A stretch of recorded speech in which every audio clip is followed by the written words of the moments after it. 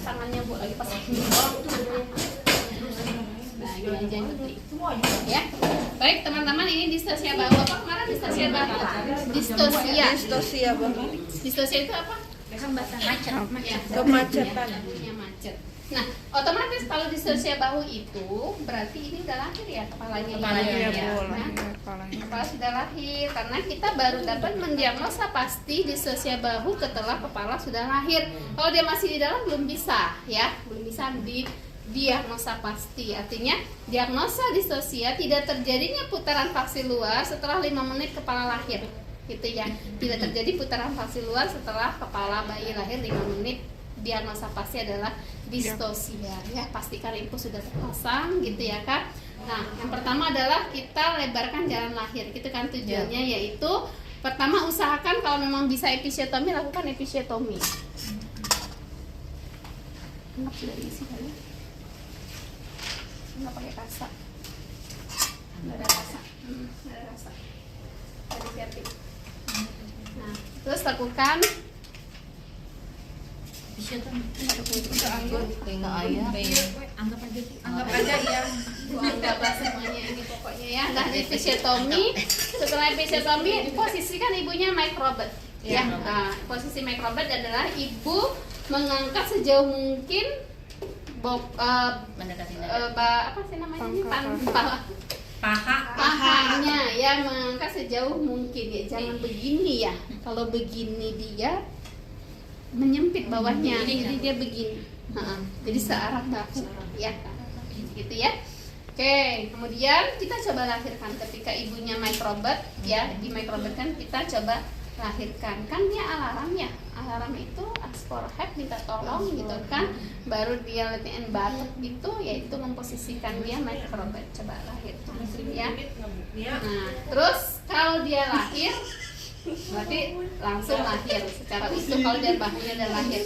Kalau tidak, baru kita lakukan yang namanya masanti penekanan suprapubis ya, menekan. Asisten tadi kan kita udah ask for help, minta tolong, melakukan penekanan ya di suprapubis ya. Penekanan boleh begini, tidak mendorong gitu ya. Lakukan penekanan ya. Terus sambil melakukan penekanan kita melakukan apa? Rubin itu melahirkan bahu depan ya. Caranya bagaimana? Bahu depan itu yang mana Bu? Yang sedikit agak mengarah ke atas aja, karena kan biasanya dia begini ya. Nah, jadi yang sedikit mengarah ke atas. Kalau ini kan ini nih ya, bahu yang ada di sini. Jadi caranya rubin itu adalah menelusuri skapula hingga humerus. Skapula itu ini. Jadi kita telusuri di dalam. Ini kan skapula nih, ini humerus, ini fossa cubiti nih. Yang siku ini fossa cubiti namanya ya.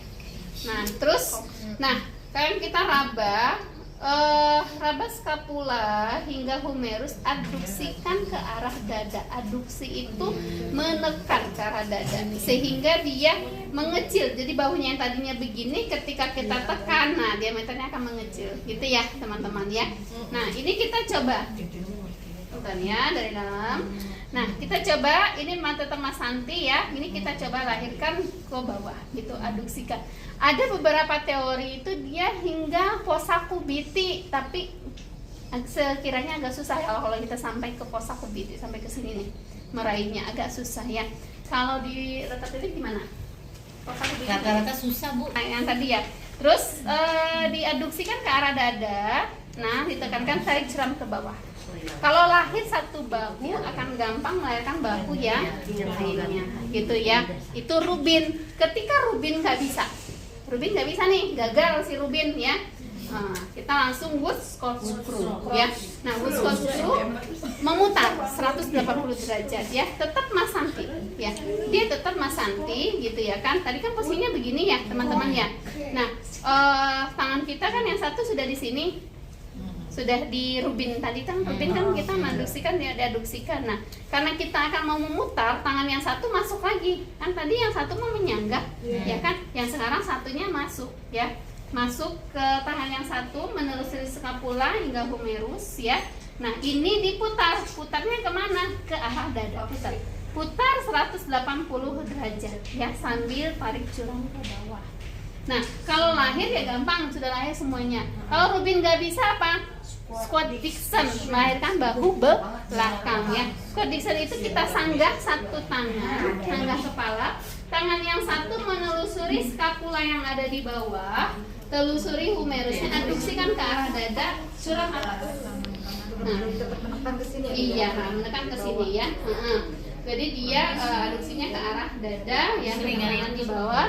Nah, baru nanti lahir sanggah susur. Seperti itu. Mas Santi tetap melakukan. Begitu ya, sampai bayi. Ya, ada dia yang gaskin. Kalau gaskin itu seperti di sini nggak ada ya. Yang gaskin itu dia seperti mengerahkan ibunya, begini. Jadi itu gaskin namanya, yang kita biar ibunya kuda-kuda ya. Nah, nanti dia ada juga yang teori yang seperti ini, itu gaskin namanya. Ada juga dia yang di slide itu yang ekstrim ya, itu jarang dilakukan ya. Kalau tapi kita sampai situ kan. Terus nilai, apa yang dilakukan penilaian? Selain nilai selintas pada bayi baru lahir dengan distosia bahu, cek apakah ada fraktur klavikula dan scapula atau tidak, gitu ya. Itu pada bayi yang distosia bahu. Oke, gampangnya sebentar. Gagal kan kita akan langsung Woodstock screw kan? Woodstock screw memutar, ya kan? Nah ini nggak bisa juga nih. Nah ini menyanggah, tangan ini nanti menelusuri bahu belakang, balik depan, Kalau gagal lagi bahu depan, muter, muter bersanggah itu.